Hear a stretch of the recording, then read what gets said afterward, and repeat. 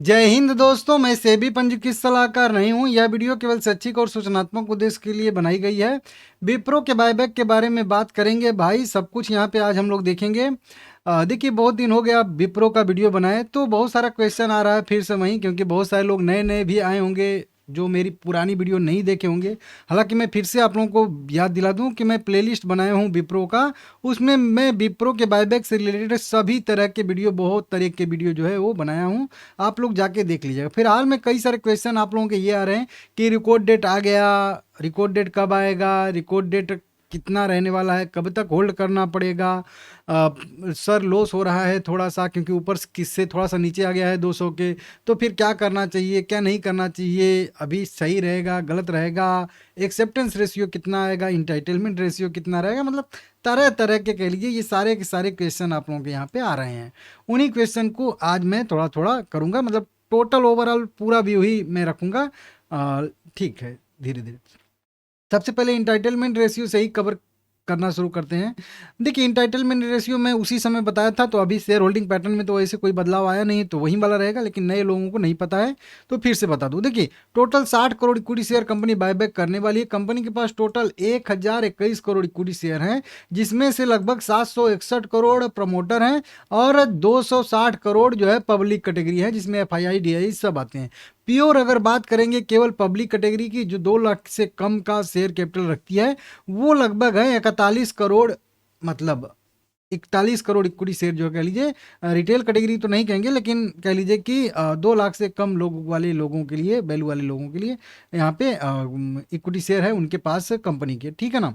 और उसके बाद जो है प्रमोटर मोटर के जो भी सब बच जाते हैं, ठीक है ना।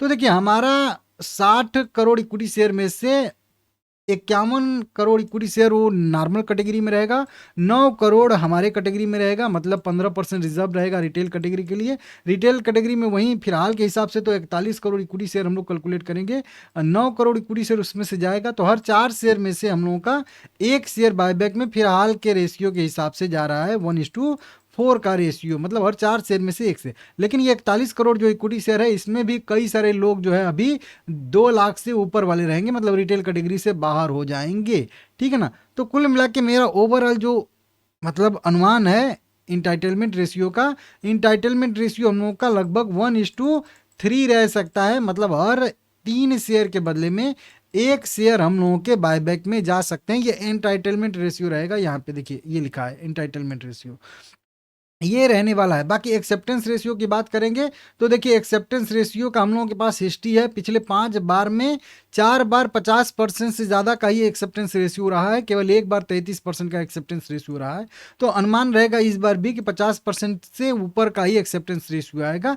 मतलब सीधा सीधा कि अगर आपके पास 10 शेयर हैं, तो उन 10 शेयर में से आपके 5 शेयर तो बायबैक में जाएंगे, हर 2 शेयर में से एक शेयर कम से कम बायबैक में जाएंगे। हो सकता है कि हर 10 शेयर में से 6 शेयर ऐसे भी बायबैक में चला जाए। 50 से 60% का भी एक्सेप्टेंस रेशियो आ सकता है, क्योंकि इस बार साइज के हिसाब से कंपनी जो है अच्छा खासा बायबैक कर रही है, जो कि मैं आप लोगों को बताया था। लगभग कंपनी जो है यहाँ पे कितना बायबैक कर रही है, 5.25% इक्विटी शेयर का बायबैक कर रही है। ये बड़ा साइज कहलाता है, ठीक है ना। अच्छा आएगा इस बार भी एक्सेप्टेंस रेशियो, ठीक है ना। और अभी इतना, मतलब एक ही बार किया था, 6% इक्विटी शेयर जो है बायबैक किया था। उसके बाद 4-4% का ही, मतलब total number of equity share का अधिग्रहण कंपनी मतलब बायबैक किया था, और तब भी जो है 50-50% का जो है एक्सेप्टेंस रेशियो आ गया था। इस बार तो 6% का है साइज, मतलब पेड अप इक्विटी शेयर के हिसाब से। तो बढ़िया एक्सेप्टेंस रेशियो आने की संभावना है ही। अब चलिए हम लोग देख लेते हैं कि चलिए ठीक है, 50% का एक्सेप्टेंस रेशियो आएगा, तो किस प्राइस पे हम कितना जो है खरीद के चलेंगे, तो फिर हमको जो है कितना बेनिफिट होने की संभावना है। यहाँ पे 198 रुपया अभी करेंट प्राइस इसका ट्रेड कर रहा है। तो देखिए, अभी के प्राइस के हिसाब से 1000 इक्विटी शेयर जिन भी बंदे के पास रहेगा, जिन भी भाई बंधु के पास रहेगा, और आपके सभी अकाउंट का मिला के, ठीक है ना, एक एक अकाउंट का नहीं बता रहा हूँ, अलग अलग, एक पैन कार्ड पे 1000 इक्विटी शेयर जिनके भी पास रहेगा, उनको जो है रिटेल कैटेगरी में काउंट किया जाएगा, और 1000 से अधिक शेयर जिनके पास रहेंगे, उनको नॉर्मल कैटेगरी में काउंट किया जाएगा।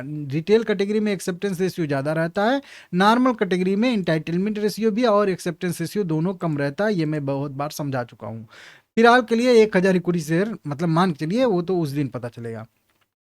अब चलिए, अगर मान लेते हैं कि कोई भी व्यक्ति ने 200 रुपये पे इसके जो है, अगर मान लेते हैं कि 1000 क्वांटिटी बाय करके रख रहा है, क्योंकि 1000 क्वांटिटी ही रिटेल कैटेगरी में है, तो उसका टोटल वैल्यू आया 2 लाख रुपया इन्वेस्टमेंट आया। तो अगर बायबैक के बाद, हाँ, बायबैक के बाद वाली प्राइस बहुत ज़्यादा मैटर करती है। बायबैक के बाद की प्राइस क्या रहेगी, वो डिसाइड करती है कि आपका प्रॉफिट कितना रहेगा या लॉस कितना रहेगा, ये ध्यान दीजिएगा। लेकिन मैं दोनों केस में एक ही मान के चल रहा हूँ कि 200 रुपये पे मैंने बाय भी किया है और 200 रुपये बायबैक के बाद भी प्राइस रहेगा, मतलब जो हमारे पास सिक्योरिटी शेयर बचेंगे उनका भी प्राइस 200 रुपया ही रहेगा। तो हम लोगों के जोड़ने के हिसाब से 30% का इंटाइटलमेंट रेशियो आएगा, तो लगभग 300 इक्विटी शेयर हमारे बायबैक में चले जाएंगे। 75,000 रुपये मिलेगा, जिसमें 15,000 रुपये का हम लोगों को प्रीमियम मिलेगा। बाकी 60,000 रुपया हमारा जो उसमें रहेगा वैल्यू लगा रहेगा 300 इक्विटी शेयर बायबैक, मतलब बाय करने में। तो टोटल हम लोगों का यहाँ पे 15,000 रुपये का प्रीमियम मिल जाएगा बायबैक के थ्रू। अब हमारे पास बचेंगे 700 इक्विटी शेयर, जिनका वैल्यू बनेगा 200 रुपये के हिसाब से 1,40,000। तो हम लोगों को टोटल जो है यहाँ पे कोई भी लॉस नहीं आएगा कैपिटल पे। तो टोटल हम लोगों को 15% का यहाँ पे प्रीमियम मिल जाएगा बायबैक से, जो कि परसेंटेज वाइज 8% का बनता है।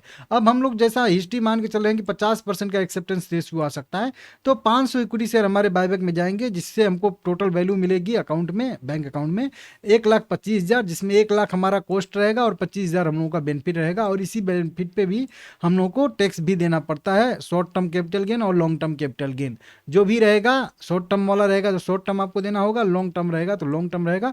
हालांकि 1,25,000 रुपये तक का जो है लॉन्ग टर्म जो है कैपिटल गेन, वो जो है छूट भी मिलती है, तो इसको भी ध्यान देना है आप लोगों को, ठीक है ना। तो टैक्स भी कवर कर दिया।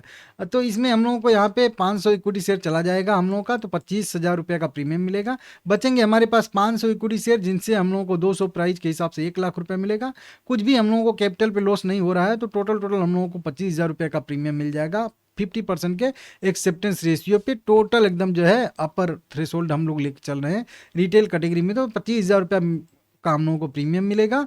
तो टोटल हम लोगों को लगभग परसेंटेज वाइज 13% का यहाँ पे बेनिफिट होगा। रेयर केस में 60 या 70% भी आ सकता है। तो 60% अगर आता है एक्सेप्टेंस रेशियो, तो लगभग हम लोगों को 30,000 रुपये का प्रीमियम मिलेगा। 60% हमारे इक्विटी शेयर जाते हैं तो इस तरीके से। अब आपके पास अगर यही सारे नंबर मैं 1000 क्वांटिटी भी दिखाया हूँ, अब इसी क्वांटिटी को आपको कम करना है, तो यही सारे के सारे वैल्यू बस एक एक अंक आपको कम कर देना है। अगर एक कम कर देंगे, अगर 100 कर देंगे हम लोग यहाँ पे, तो 30% पे 1,500 आएगा, 50% पे 2,500 आएगा और 60% पे 3,000 आएगा। मतलब हर एक एक जीरो काट देना है। वहीं पे आपके पास अगर 10 इक्विटी शेयर रहेगा, तो 10 इक्विटी शेयर करेंगे तो 30% पे 150 रुपया मिलेगा, और जो है 500 पे 2,500 रुपये 250 रुपये का प्रीमियम मिलेगा, और 60% पर 300 रुपये का प्रीमियम मिलेगा। परसेंटेज वाइज नीचे एक साइड में अगर 30% का एक्सेप्टेंस रेशियो आता है तो 8%, 50% का आता है तो 13%,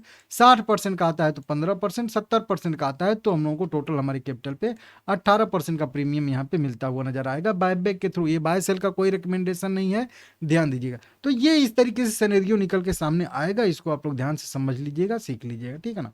बाकी एक्सेप्टेंस रेशियो कितना आएगा वो अप्लाई करने के बाद ही पता चलता है कि कितने लोगों ने अप्लाई किया है, ठीक है ना। अब उसके बाद आते हैं रिकॉर्ड डेट वाले क्वेश्चन पे। रिकॉर्ड डेट का जो आप लोगों का क्वेश्चन है, तो मैं आप लोगों को कई बार बताया हूँ कि रिकॉर्ड डेट के लिए यहाँ पे वोटिंग हो रही है पोस्टल बैलेट के थ्रू, देखिए बायबैक के लिए।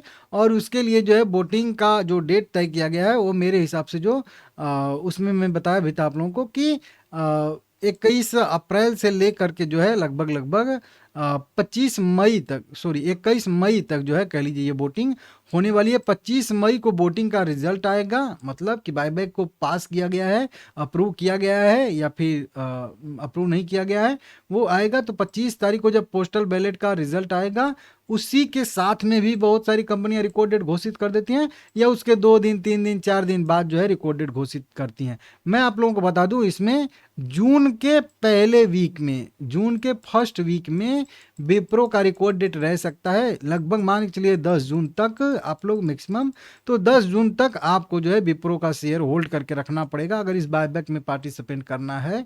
तो अगर प्रीमियम की बात करेंगे तो अच्छा खासा प्रीमियम 25% का यहाँ पे ट्रेड करता हुआ दिख रहा है। अभी बायबैक के प्राइस से अगर हम लोग कैलकुलेट करेंगे, अच्छा खासा ये प्रीमियम होता है भाई। बुरा नहीं होता है, बढ़िया होता है। तो मैं बोलूँगा कि इसमें बायबैक में मेरे साइड से जो रहेगा ओके ओके रहेगा, मैं बायबैक साइड में जाऊँगा, ठीक है ना। देख लीजिएगा आप लोग। बाकी और भी कोई डिटेल चाहिए, और भी कोई आपको अपडेट चाहिए, कमेंट करिएगा ज़रूर सभी लोग।